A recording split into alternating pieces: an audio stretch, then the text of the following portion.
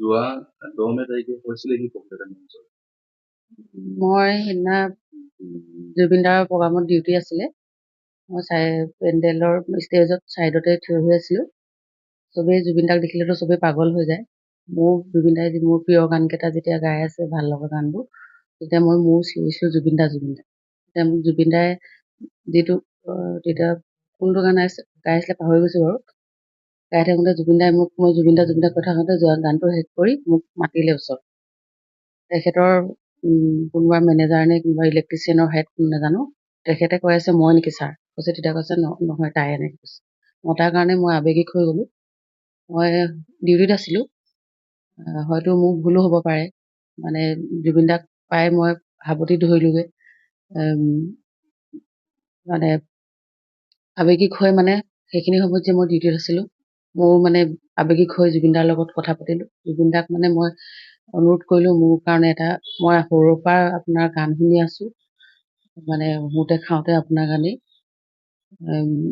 আপুনি মোৰ কাৰণে এটা গান গাব বুলি মই অনুৰোধ কৰিলোঁ। ক'লোঁ মোৰ নামটো মিলি।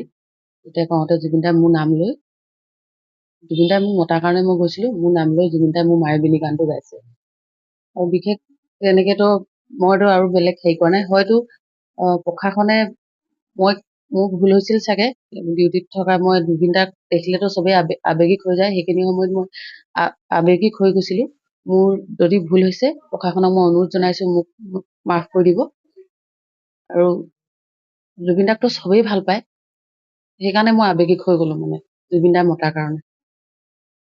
জুবিন দাই নিজে মাতিছিল? জুবিন দাই মোক নিজে মাতিছে আৰু কিছুমান ভিডিঅ'ত ওলাইছেও জুবিন দাই মোক হয়তো লাইভ হৈ আছিলে, মই পিছতহে অনুভৱ কৰিছোঁ এইটো, মানে আৰু হয়তো কিছুমানৰ মোবাইলো কেপচাৰ হ'ব পাৰে জুবিন দাই হাত বাউলি দি মতা। আৰু আছিলে আৰু ওচৰত মানুহ আছিলে, নাম মানে পাহৰি গৈছোঁ। সেইটো সময়ততো ধৰি লওক গানৰ টকত মগ্ন হৈ আছিলোঁ ন, দেখিছে প্ৰায় মানুহে। তাৰপিছত আপোনাৰ নিলম্বন কৰা হৈছে?